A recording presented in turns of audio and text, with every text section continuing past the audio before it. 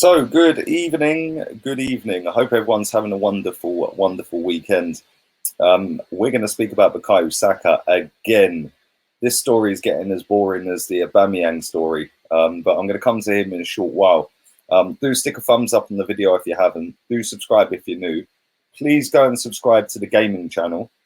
That link is in the description.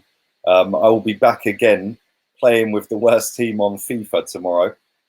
From about midday, well, about 12:30, I'll be streaming live on the gaming channel. So do go and subscribe to that. Nearly on 2,000 subscribers now as well. So that's gone out well quick. So thank you very much for that.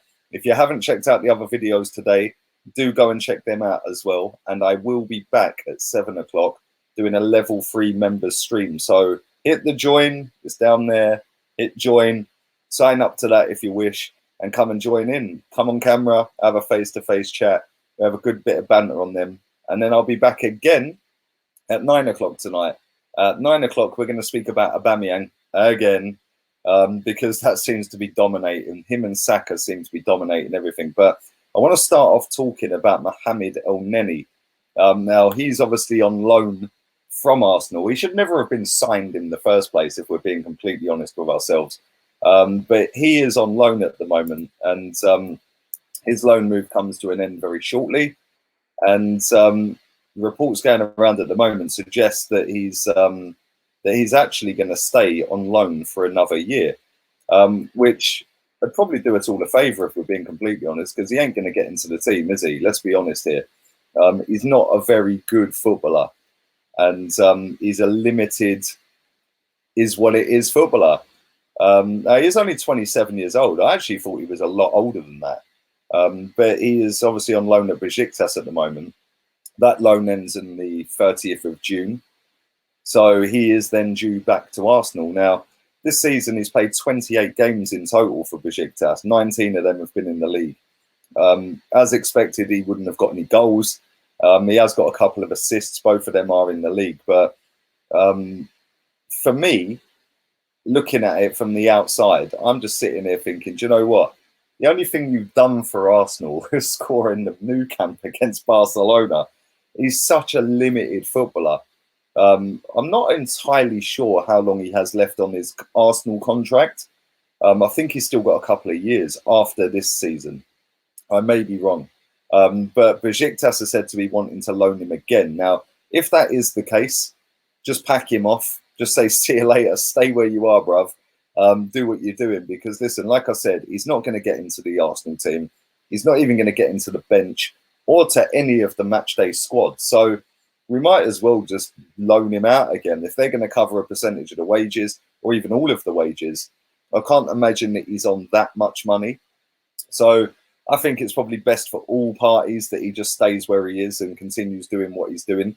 But leave that in the comment section down below. Let me know your thoughts on him. Should we sell him for whatever we can get for him? Or should we just loan him out again? Or should we keep him? Some of you might want to keep him. I don't know. Some of you move mad crazy at times. So, yeah, you might want to keep him. Let's move on to Bukayo Saka. Latest reports after yesterday when I reported on here that Arsenal was set to offer him a new contract. Well, the latest rumours going around at the moment are that Borussia Dortmund are lining him up to be the Jadon Sancho replacement if Jadon Sancho leaves this summer. Now, listen, Sancho's linked to Man United and has been for a very long time. £100-odd million move. They're going to get massive money on him. Seriously, that is ridiculous money. But he is a top drawer footballer. They're said to be lining up Bukayo Saka to be his replacement. And do you know what, right? Bukayo Saka is down to the last year of his contract in June. End of June, going into July, he enters the last year of his contract, as we all know now. He said back in February, and I've got the exact quote in front of me. He said back in February, when asked if he's staying at Arsenal, I just leave all of that stuff to my agent and my parents. I'm enjoying my football and play my football. Do I want to stay? Like I said, it's for my agent. They are sorting it out. Of course, I'm enjoying my football, enjoying playing under a new coach. We shall see what happens. Now, I remember when he said that, and I said on a video, a stream or whatever it was that I did back then, that's not exactly saying, yeah, I want to stay at Arsenal, is it? You know, the fact that he is only 18, the fact that he's put most of our first team regulars and long-serving players to shame with his performances this season, the fact that he's chipped in with double figures on assists, the fact that he's chipped in with 3 goals, the fact he's played at left back for most of that, and he's had the exposure of playing for Arsenal.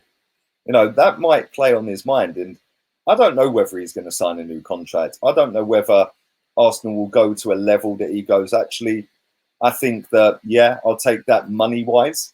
But not only money-wise, surely he's going to want some level of assurance that we're going to actually go and try and compete next season. Yeah, this season, it's a write-off regardless. Whether it gets voided off or doesn't get voided off, it is a write-off. But he must be looking at it thinking he's got the world at his feet right now. He's got teams queuing up to buy him. They're probably all promising him the world. Now he's got a decision to make. He's going to have looked at Jadon Sancho at Borussia Dortmund, thinking, do you know what? Look how he's smashing it over there. That could be the next step. They've got more chance of winning stuff than we have right now. But then having said that, Arsenal, it's London, it's Premier League. He's come through the ranks. It's a real tough decision for him because Borussia Dortmund are a decent football team, man. They've got some quality footballers. Brute Haaland, Jadon Sancho being the 2 main boys there. They have got some good players at that club. They're a well-run football club, and they will go on and compete. Now, what he's got to look at is where he's going to get the most opportunity and where he's going to develop the most. Add in the fact that he's going to want a few quid as well. But I just look at it and I think that this is just going to go on and on and on and on. The same as the Aubameyang story, the same as the Aaron Ramsey one did before he snuck out the back door for free, the same as the Alexis Sanchez and Mesut Ozil transfer saga from a few years back before we swapped Alexis for Mickey and then Ozil got all the money. And it's just like, why is it every single season we have at least one player like this? You know, it winds me up. And this season, we've got 5, I think. Mesut Ozil, he's going to be down till the last year in 1st of July. Socrates, I think Mustafi, David Luiz, Aubameyang, Saka. You know, we've got some first teamers there. I mean, listen, the only 2 I would keep are Aubameyang and Saka. The rest can all leave. But the point is, we're doing it again. We have not learnt from our mistakes of signing these players up, getting the job done before we get to a point that they can have us by the balls and they're in control. We never learn from that. And this is something that Raul and Vinay have said that we would be learning from, that anyone who gets down to the last 2 years, they'll offer them a new deal. And if they don't sign it, they're gone. Well, we've got Lacazette coming down to the last 2 years come the 1st of July as well. So we've got some work to do. And I hope that in this downtime that they've had in lockdown, excuse me, I hope that this club are actively sitting there trying to get all of this done, because if they're not, we're in massive trouble when we come back, because we're going to have allowed our 2 best players in terms of output this season, goals output and assists output, to just basically get into the last year of their contract and go wherever they want, you know, and that's worrying. Like I said, Ozil, I couldn't care less about that. David Luiz, same. Mustafi, the same. You know, these players are players that shouldn't be here anyway. The Aubameyang and Saka ones should be done as a priority. And I remember Mikel Arteta saying when he was asked about Saka, he said, this is going to be a priority. Well, listen, he said that back in February, Saka, about that's up to my agent. We're moving into May next week. So they need to sort that out real quick. But listen, it's going to continue. It's going to be boring speaking about it every day. But if it's out there, I'm going to report on it and give my little spin on it. Leave all your thoughts in the comments. Let me know what you think. Subscribe if you're new. Stick a like on the video. Don't forget the gaming channel. Go and subscribe to that right now. Go and get that done. Let's get that boxed off at 2K real quick. Tomorrow I will be back again on that. Don't forget 7 o'clock, level 3 members stream. Hit join. It's there. It's lit up in blue. Hit join. Come join in.